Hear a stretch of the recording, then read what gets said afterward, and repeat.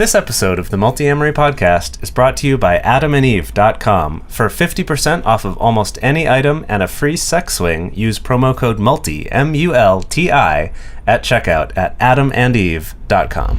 Your Facebook has all of, everything can be that kind of magical, epic sort of stuff instead of just... You've said the word magical five times. I feel like that's the kind of shit that people put on their coupley photos it's all about right? Is everything's stuff. magical, right? It's it's magical, it's wonderful, it's enchanting. If you're happy with the same old ways of dating, If you enjoy sucking at communication, And you have no desire to improve your romantic life, then our podcast might not be for you. but if you want some out-of-the-box ideas to deepen your current relationships, broaden your sexual horizons, develop a better understanding of yourself, or learn more about non-monogamy, Then you've come to the right place. I'm Jase, I'm Emily. and I'm Dedeker. and this is the Multiamory podcast. Songs I know I did,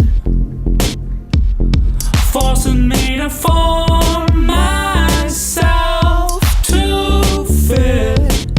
On this episode of the Multiamory podcast, we're talking about the effects of social media on your relationships and some of the unique challenges presented to non-monogamous relationships. Social media, what a millennial topic to cover. I know, right? Sorry, I really like being a millennial and hating on millennials at the same time. Wait, are we technically a millennial? Millennial crowd? I guess we are. Yeah. We are? We are the definition of millennials. Okay, all right. Yeah. I'm a little closer to the borderline before that. Tiny bit closer, but yeah. Which you're is still, what, Generation X? I think you're a Gen Y, or you're not a Gen Y, but that was what you'd be thought- close to. I thought the Gen Y was kind of ended up not being one that stuck. I think it sticks in some places. I didn't intend to open up with a conversation about generations, Yeah. but Because I thought the cutoff was Okay. 1980 was the cutoff for Well, you're close. not Gen being X. Generation X, I think. But then the cutoff for millennials was something else. But I don't know. I feel like it changes all the time. So whatever. you're definitely a millennial. Anyway, Just yes. embrace it. If you're not, It's 'cause if I'm- you're not I'm a technically, millennial you at look heart. young Yeah, enough I to look be a like a millennial because you millennial. look That's like a right. tiny, tiny boy. You look 26 or something. Aw, Yeah, it's Little do they know. little do they know. actually 45. That's not true. Anyway, social media. What a millennial topic to cover. Yeah. as I was saying. Totally. So we brought this up a little bit last week when we were talking about long-distance relationships, but we realized this comes up often enough in people's questions and has been, a significant issue in our own lives, in our relationships, that it's worth having a whole episode just It's about something this. that Oh, yeah. pretty much most of the other poly books out there don't really talk about, at least not explicitly. I know I when forget, I was did when you I was writing talk about it? Well, when I was writing the Smart Girl's Guide to Polyamory, I tried to acknowledge it as much as possible throughout the text. But yeah, the Ethical Slut doesn't really talk about it. More Than Two doesn't really talk about it, and it's definitely this new crazy thing that it feels like we're, for the past 10 or 20 years, still constantly scrambling to kind of keep up with and figure out all the new etiquette and rules for social media. And it's something that affects everybody's perception of relationships, not just people who are in non-monogamous or multi-partner relationships. Yeah, I think it's interesting too how the dating advice just in general about social media and texting, for example, has changed. Oh yeah. But I remember, when texting was a newer thing, and also AIM or maybe ICQ for those of you who MSN been Messenger. doing this for a while, MSN Yeah. Messenger, What the hell whatever. is ICQ? Oh, ICQ was in the olden days. It's like it was the predecessor it was to- like pre-AIM. to AIM, yeah. Instant messaging service. Okay. But anyway, with all of those sorts of text-based messaging and even just email, having convenient, quick messaging with people, a lot of the advice was about just kind of saying, don't use it at all. Just It's don't this do it. terrible thing Yeah. that makes your communication go badly. And I remember having a lot of miscommunications over AIM when I was in college. And when I look back at that and then I look at now, I feel like in general I have a lot fewer miscommunications with people via text communication of some sort or another. And I think that part of that is that we have culturally developed all of these little cues and shorthands and ways to communicate better our intentions. I think that we've learned better. I think how we've to learned how to communicate do more it better. clearly over text. I think we've both learned how to interpret it and also what things to put in, like lols and emojis and GIFs and stuff like that. Yeah, GIFs. Emily? I went on a date like maybe 3 years ago, I think, when Jase, you and I were starting to get into polyamory. I guess maybe I would have been longer ago than 4 that, years, then. 4 or Yeah. 5 or something, yeah. And with a guy who said like, hey, why don't we not Google each other? Which is an interesting idea that like you have the internet at your fingertips now. And you can just as soon Google as someone a person. says, "Hey, let's not do that," I'm like, "What are you hiding?" No, exactly. I mean, well, and it ended up being someone who I've talked about on the show before at a certain live show where I read his very incriminating text message to me later. Yeah, but I should have known that was a red flag. Yeah. Yes. Yeah, I It's suppose. funny. But I've also had the experience recently of going on dates, like, actually, honestly, my first date with my partner, Alex, he was like, yeah, like, I listened to a couple episodes of your podcast, and then I kept listening to it, and then I was like, I need to stop listening to this, because this is Aw. also going to be weird, like, heading to a first date, having, like, cyberstalk this person. And so, like, for him, it was like he kind of stalked to a point and then decided to stop. Sure. Interesting. Yeah. And yeah, I think, like, I don't know, it feels like people come down on both sides of the fence on that, of either like just hold off on like trying to check out any of the social media of anyone you might be going on a date with, or some people are like, no, dude, check it out, like use it as a tool in helping you evaluate whether you should If go on this a is date gonna with this be person shitty or not? Yeah. Yeah. Well, that's the thing. Like, once upon a time, this never would have been a thing that people would all. have been able to do. I want to have a little. Can I have a little PSA real quick? Yeah. About cyber stalking. So PSA away. this is has to do with your privacy online, if this is something that you're concerned about. And this happened to me. So I met someone on OkCupid quite a while ago, and we messaged each other a little bit, and then kind of nothing more came of that. And then maybe 6 months later or something, she sent me a message on Facebook. And we're not Facebook friends. We didn't know each other. Didn't even have many mutual friends. Maybe we had one or two. And in talking to her later, I found out the way that she did this, and this is a normal thing that she does, is she takes your pictures from your dating profile and then does a reverse image search on Google. Dudes on Tinder do that shit all the time. Right, to Of, like, find doing you on a other reverse image social search. media, because Yeah. if you've used those same pictures anywhere Yeah. else. So if this is something you're concerned about, be sure that whatever you use on your Tinder or on your OkCupid or whatever are pictures that you don't use anywhere else online. Because it's Yikes. super easy to find you. Oh yeah, no, that's happened to me all the time, and I feel like that's probably a common experience of people. At least I feel like I hear about it more on the female side of like Tinder or Bumble, where it's set up in such a way that you can't just like click on somebody and message them right away. That like people will grab your image, Right. reverse look you up, and then try to send you a message through your social media because there's not an obstacle there of like Right. having to be matched. Right. Which really Also, gets my on- goat. on- Let me just get on my soapbox about that Well, within and your on Twitter PSA. too. On Twitter too, when people link to their Instagram, you're just saying, "Here's all my mean social on networking Tinder? for free." On Tinder. On Tinder. I'm Yes. sorry. Yes. Yeah. On Tinder, when you link to your Instagram, it's like, "Yeah, here's my other thing that's not stopping you from messaging me." You know, it's kind of undermining the whole kind of premise of Tinder. Well, right? who is There's undermining? The person linking their social media, or the asshole who knows what the premise is and decides to message you on your social media anyway? Are we victim blaming here? I think. Are we getting into PSAs within PSAs within PSAs? Maybe, but I think that if that's something you're concerned about, like, don't link your Instagram. It's you're so easily enabling someone to do that. That line of arguing just makes me nervous. So are you saying that by linking my Instagram to my Tinder account, I'm asking for it? Is that what you're saying? That I'm asking I'm for saying you're someone making it a lot to... easier for guys to do that to you. We've had this conversation many times. Maybe we should just before. educate men about Well, not harassing yeah. women. That's true. That's what where a I thought. come down on. What a novel thought. idea. What a novel idea.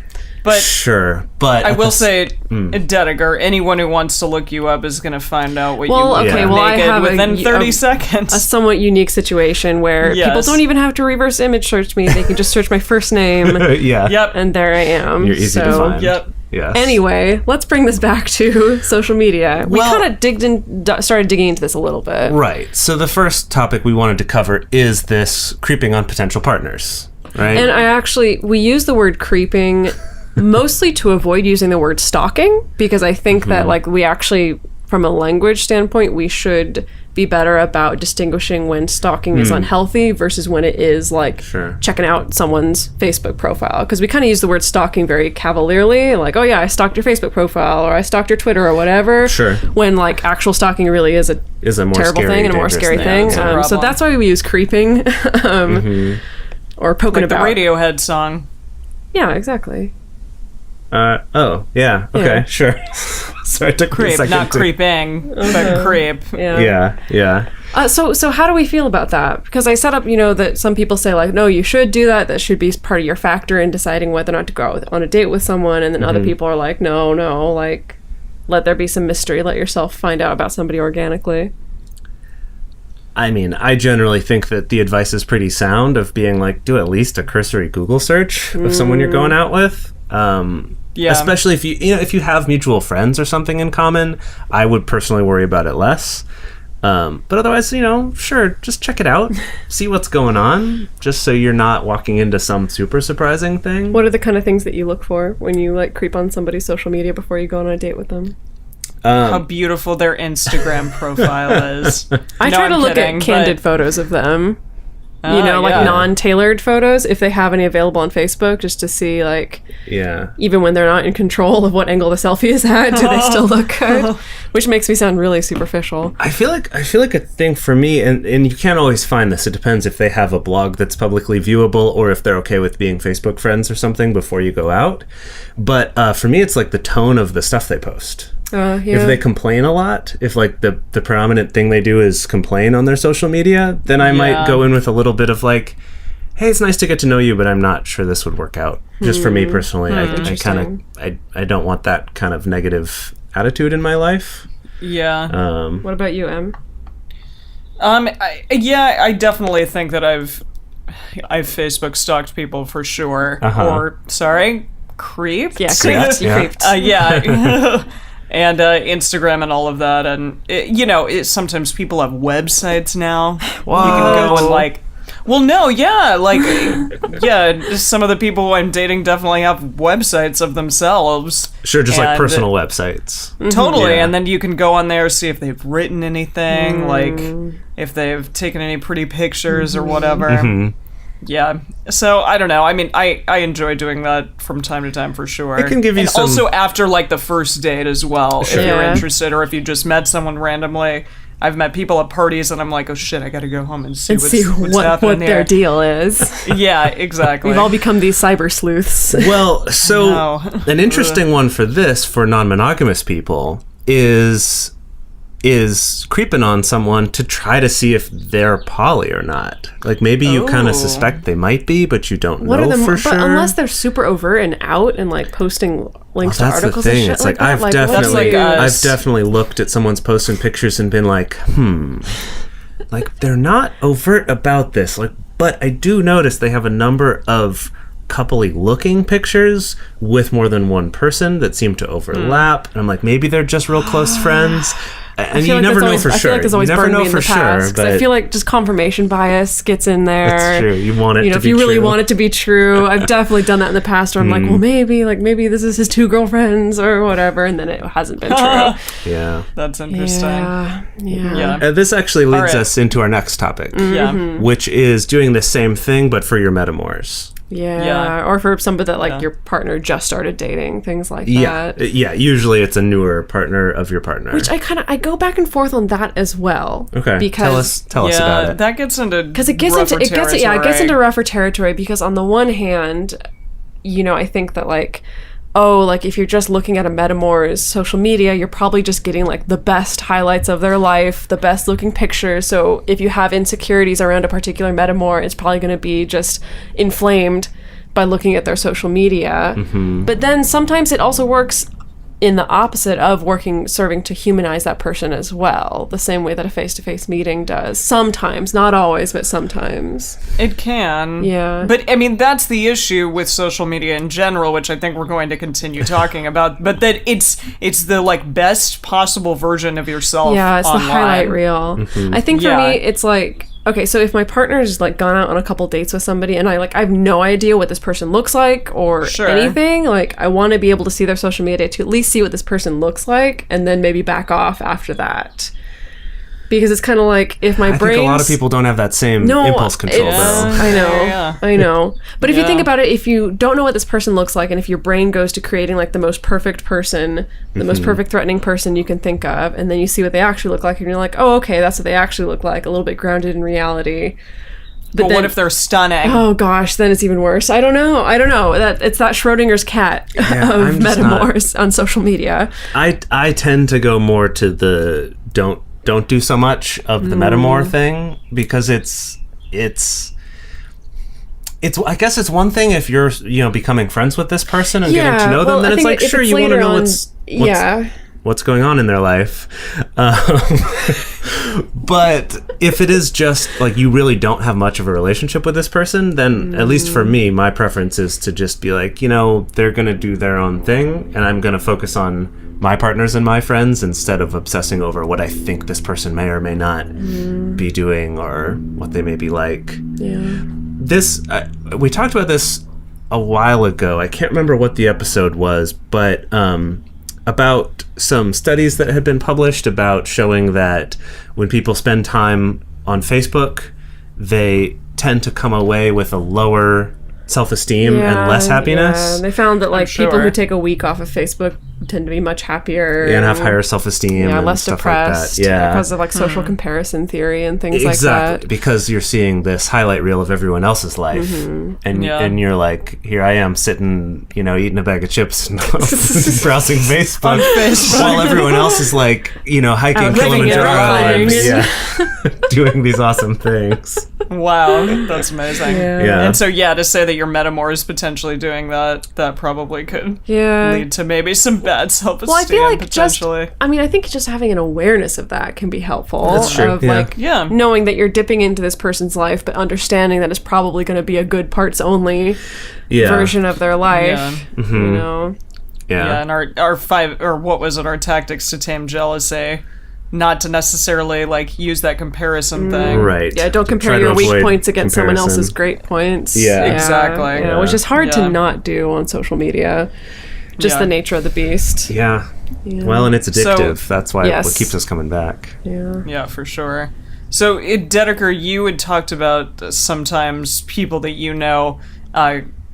kind of getting into or reading into or misinterpreting social media posts, Well, I think which I found we're really all interesting. guilty of this. Because of this Yeah. nature of creeping on somebody's social media, you, like, de facto end up in that sleuth role of, like, piecing This together means this. all the clues. Exactly. What's like, well, this means this, and they posted about this, so that must mean that their political opinions mean this, or they posted about this, and are they referring to a date that they went on with my partner the other night? Is that what it means? That I think it can be very easy for us to, as we're trying to piece together a person that we don't know very well, whether that's a potentially new partner or a metamor that we haven't met yet, that we can kind of like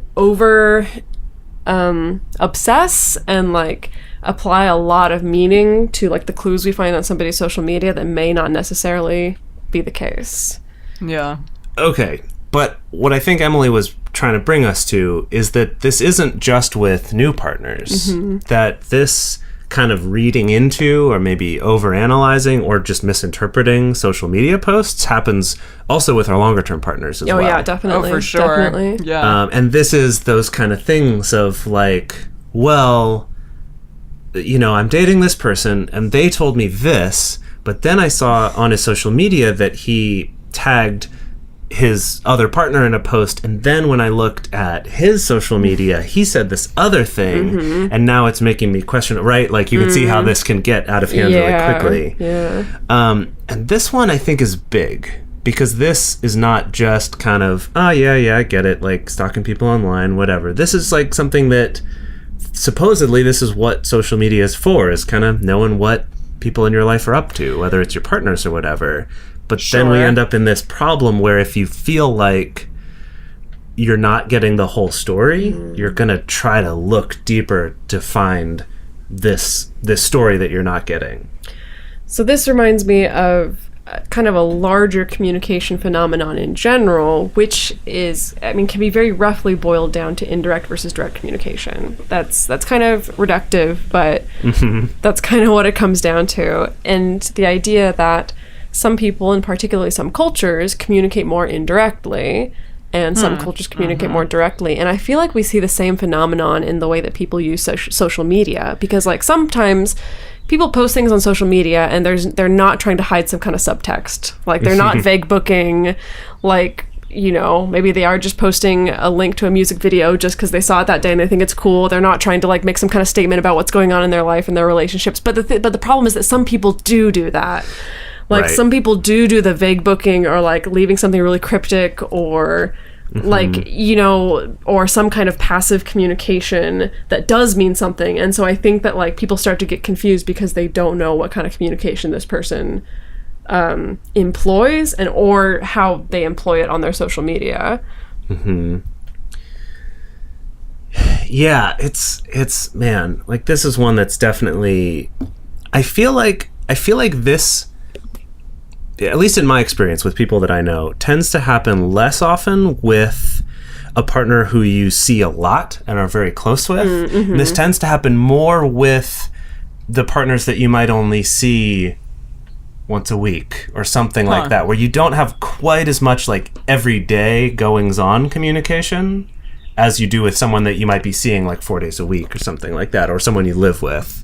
So you may read into something just because you don't know them as well. Because there's maybe not as frequent of communication. Yeah, that you're not getting all you the have to sort fill of in the blanks yourself to a certain degree. Yeah, exactly. And that sometimes, especially if you're in a state where you're feeling either more insecure or feeling a little less trusting because of something, whether that's something in yourself or something that happened in your relationship with that person, it can be really tempting to go into these kind of sleuthing. Just kind of like reading into everything, trying to find this hidden meaning because you're not getting enough yourself. Yeah, it's too bad. Well, on that note, on that kind of a downer note, should we talk about supporting our show? Before we go on, let's take a little break to talk about helping us keep doing this show. And the first of those, this is something new that we wanted to, or I guess it's not new, but we want to talk to you about it, and that is our goals on Patreon.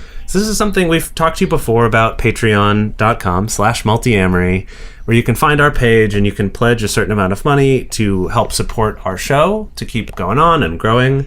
But we also have these larger goals that once we hit certain dollar amounts per month, that we have, we've just added a few new goals, as well as some that we've had for a while. And one of those that we're so close to, in fact, by the time this episode comes out, we may have hit it already. Do you think so? We're close. Well, we're so close. We're $30 away, Jeez. less than $30 away. And that's that at the $1,000 a month level is to start developing another show. That's as in when we start earning $1,000 a month, not when someone pledges $1,000 a month. Right, of course. Not, sorry, the way you said that was a little bit questionable. If you want to pledge $1,000 a month, we will not turn you away. However, wow, that's then we'll jump up to the $2,000 a month goal.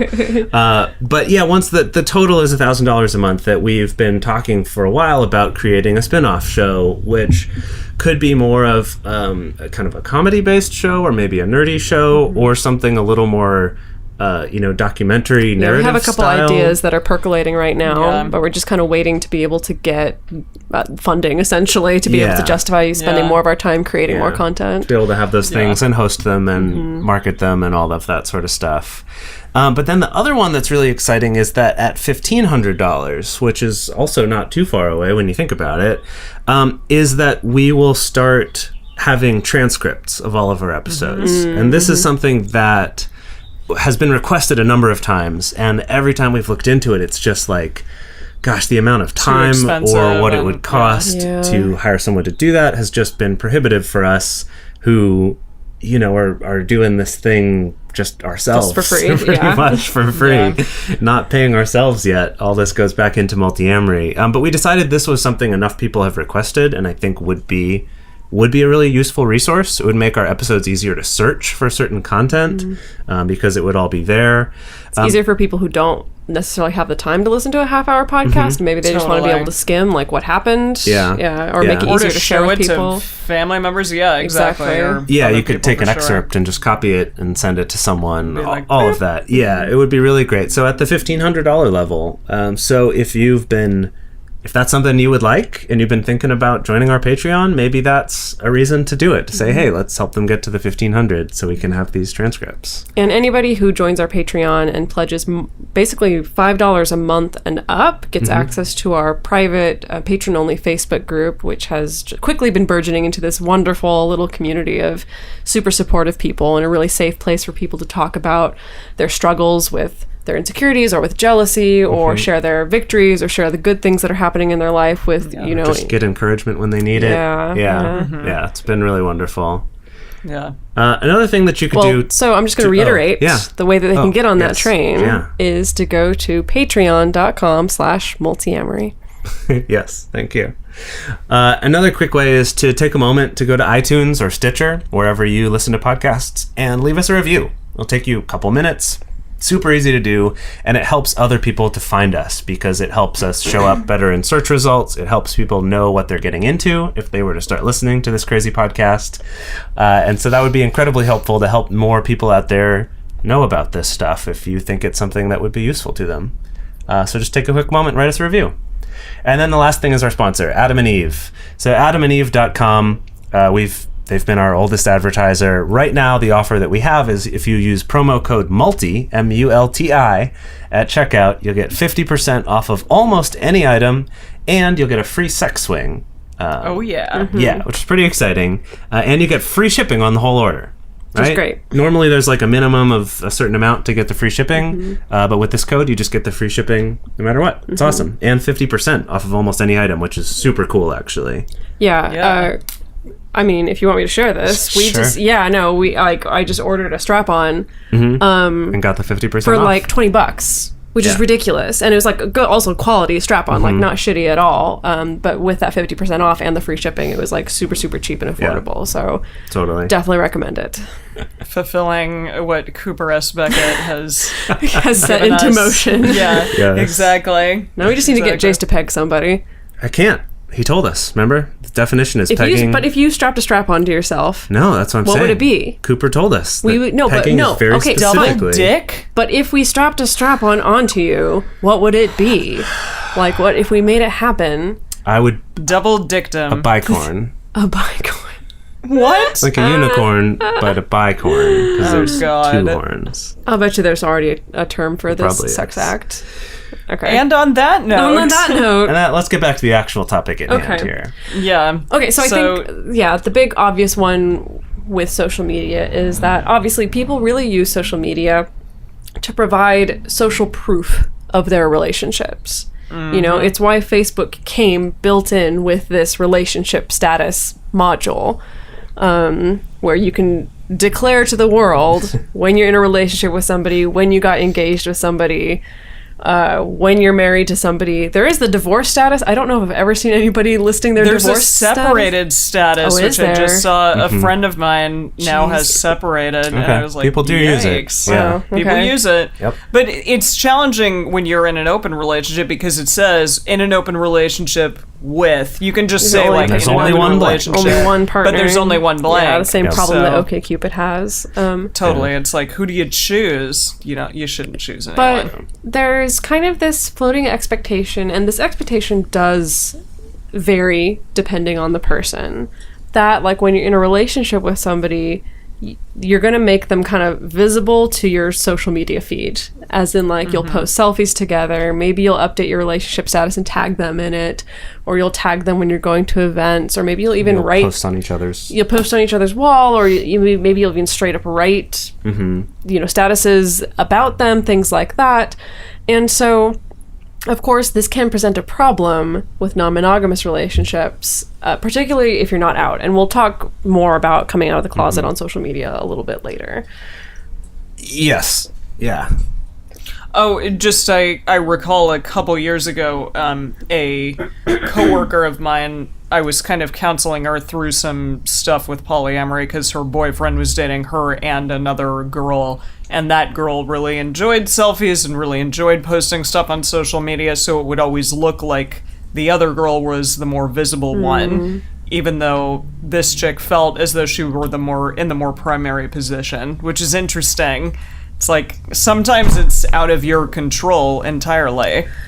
Yeah, it's true. Yeah, and that can definitely be an issue, I think, particularly with more strict primary-secondary models, where it's like there's clearly one partner who's going to get more of the airtime, as it were, on social media. Sometimes it may be that, like, you can't post with any other partner whatsoever, for various reasons. Like, it can bring up a lot of feels. Yeah, well, and like Emily was saying, a lot of it can just have to do with this partner's really into selfies, and so they always think of it, and this other partner's not, and so they don't get posted as often. There's also that awkward situation if you're in a relationship where you're less out, or if you have a partner who you know gets really sensitive about that, and then you're out with your other partner who loves to take selfies together, and they're taking those, and you're like, you're worrying, oh man, my partner at home who's not out with me right now might be upset about this.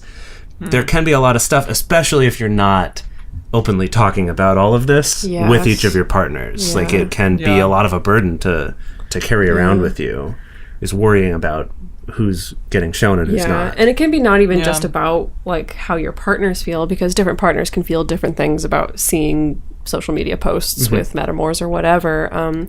But for a lot of people, it is about, I'm going to have to answer some pointed questions for my friends and family if I'm posting a selfie with one woman this week and then a selfie with another partner the other week, things like that. Which leads us to our discussion of course, like, choosing to be out of the closet or not really dictates what you do choose to post on social media. Yeah, definitely. And this is something that, this is not a new problem, right? This is something that, especially the gay community has had to deal with this for quite a while, of if you're not out for whatever reason, whether it's fear of your family's reactions or fear of losing a job or, whatever it is for you, that while your partner, at least at first, might be okay with that and understanding about it, it is hard. It does take a toll on that partner who's being hidden. And I think that one of the challenges that's kind of unique to non-monogamy, though, compared to just same-sex relationships, is that not only are you getting hidden, but someone else might not be. That like you might be getting hidden, but somebody else is getting highlighted, as it were. Right. And I think this happens often, especially if a couple started out monogamous and like on Facebook or on social media, they have the appearance of being monogamous. And so that means that, if you're this person's other partner and maybe this couple isn't out of the closet or whatever, that means that like you don't get any of the pictures or any of the tags on Facebook, and that this other partner does. Right. Yeah. And maybe going into it, you may understand that, but it still doesn't make it feel any less shitty, wearing. I think. It can be wearing, over time. And absolutely. I think the important part here is to really be aware of that, because I've definitely found that a lot of people who, they might feel like they have very good reasons for not being out, and they probably do have very good reasons for that. But because of that, they can often underestimate how hard that can be for the person who's being hidden or who's never being posted about, and who kind of has to always be mindful of what they post on Facebook and not tag you and stuff. That is hard for them, and they might understand your reasons might be so logical and might be good, but it's still going to be hard. And I've definitely seen people who are just kind of not aware of that and don't sort of have the level of understanding and respect for what you're really asking of someone to be in a relationship with you if you're not going to be out in that way. So just to be aware of it so that you can be understanding and have those kinds of honest conversations about it. So, in summary... so what the heck do we do with all this information? Well, definitely talk about it. I think that's the thing. Even in long-term relationships, I don't know if I ever sat down with any of my partners and said, like, okay, so how out are we going to be here on social media with other people? Is it a problem if I post with someone else? Is that cool with you? Like, my expectation is X. What is yours? Yeah, definitely. You know, always just having those very direct conversations about these things. I would say the thing, and this comes up in like the conversations that we've had before about creating agreements with your partners, is that something to be aware of here is that whether or not you have a primary relationship or you've come from a monogamous relationship to polyamory, this is not just a two-person conversation where the two of you are kind of setting the rules for everyone else. There are a lot of other people involved here. Yeah. And so it's kind of having it be an ongoing conversation. That it's not just something you decide once and you make rules. Yeah. But this is something like we could talk about, how do you feel about those things? How do you feel about it? And then I could talk to another partner and you could talk to another partner. How do you feel? Where do you lie about it? And then we'd come back, and this would sort of be an ongoing process. It's not like everyone has to sit down and have a committee meeting. But that would be cute. Something I've found that's been helpful for me is kind of finding, just in general with relationships, was sort of what are my standards and like what are the things that I want to be able to practice in my life, rather than, oh, well, hey, I want to date you, here's the rules that I have because of somebody else. Yeah. Or like, here are the things I do because this other person requests them. It's more just every relationship I can come into with, hey, here's kind of where I stand on whatever it is, whether it's safe sex, whether it's posting on social media, you know, whether it's the amount of time I spend with my partners or who I want to live with or whatever it is. That it kind of comes from like, here's kind of my thing. Like, here's my thing, and it's up to you whether you're into those things or not, I guess, whether that's okay for you, rather than feeling like... Do you have specifics of like specifically with social media, like if you were sitting down to talk to somebody about... Well, like we talked about last week, is that my general thing is that I don't put that I'm in a relationship with anybody, because on Facebook I only have the one option to put that, and I'm increasingly disillusioned with the idea of whoever I'm in a romantic relationship with being important and who my friends are being less important. So with all of that, my thing is just like, if an important part of a relationship to you is having me put in a relationship with so-and-so, not going to happen. Like, that's just not something that I do on my social media. And then also posting like very coupley stuff, I guess. Like, I'll definitely post pictures with partners, and I'll also post pictures with friends. But not so couple-centric, you mean?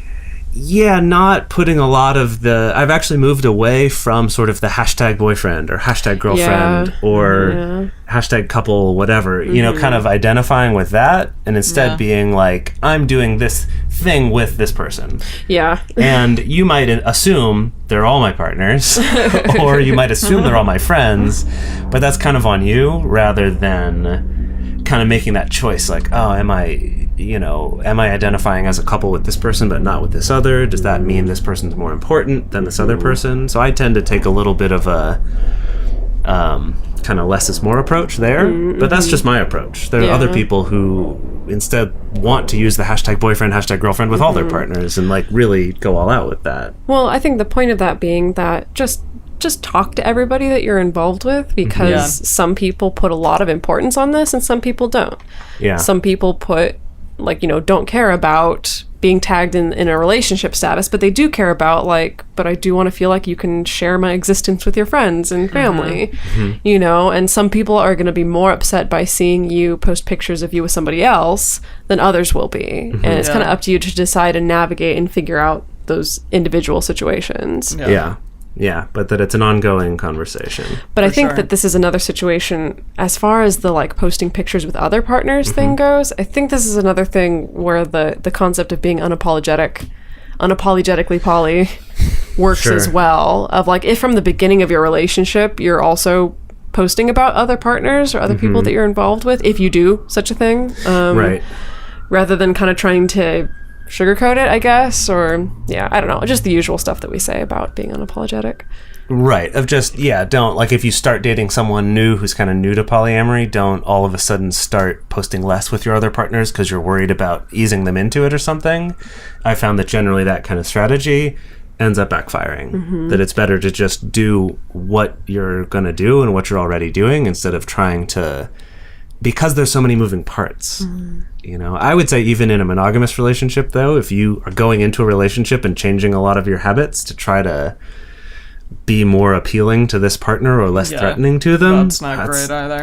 Already, I feel like that's a dicey place to start a relationship from. Definitely. And with friends and family, like, don't necessarily leave them out of all of your posts, or just like completely couple-centric, I'm only going to post with my partner or my partners. Yeah. Also, like, bring your friends and family into the mix. Yeah. That's important.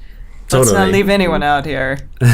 Yeah, that's definitely coming from more of our, like, a little bit of relationship anarchist roots of that you don't have to set yourself up in this situation where you elevate all romantic relationships above any non-romantic relationship to the point where those are the only people that get any kind of acknowledgement in your social feed or things like that. Well, I love the idea of having a Facebook feed or a Twitter feed or whatever. We shouldn't just limit this conversation to Facebook, but of like, enjoyed this really magical experience with so-and-so, who is just your friend or who's your a family member or something. It's like, we enjoyed this, magical sunset at this place, or we had this amazing dinner here with my friend. That I would love that idea that your Facebook has all of, like, everything can be that kind of magical, epic sort of stuff instead of just... You've said the word magical like 5 times. Because I feel like that's the kind of shit that people put on their coupley photos it's all about right? Is everything's stuff. magical, right? It's like, it's magical, it's wonderful, it's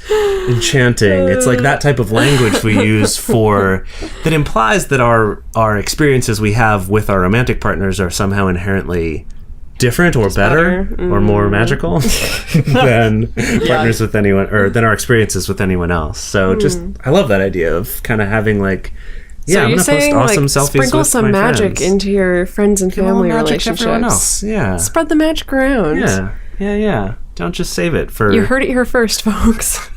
Magic, yo. Magic, yo. Magic, yo. Well, on that note, I think this episode's done. Yeah, it was a little long. That's fine. Yes. You guys will get a lot about social media on this one. Yeah, and speaking of social media, you guys can find our social media. If you go to facebook.com/multiamory, you can follow us on Twitter @multiamory. You can find us on Instagram @multiamory_podcast. You can also send us an email at info@multiamory. We do read every single one of every single email that we receive, and we do respond to them as well, even though it may take us a little bit of time. And if you have a question or a topic that you would like us to discuss on the show, the best way to get that to happen is to call and leave a voicemail at our phone number, which is 678-MULTI-05. And you just leave us a voicemail, or if you're international, you can leave us a Facebook audio message. So if you find the Multiamory page that Dedeker just told you about, you can send a message and then use the audio option to send an audio message to us. To support our show and join our private Facebook community, go to patreon.com/multiamory. Multiamory is created and produced by Jase, Lindgren, Dedeker, Winston, and me, Emily Sotelo Matlack. Our episodes are edited by Mauricio. Our social media wizard is Will McMillan. Our theme song is Forms I Know I Did by Josh and Anand from the Fractal Cave EP.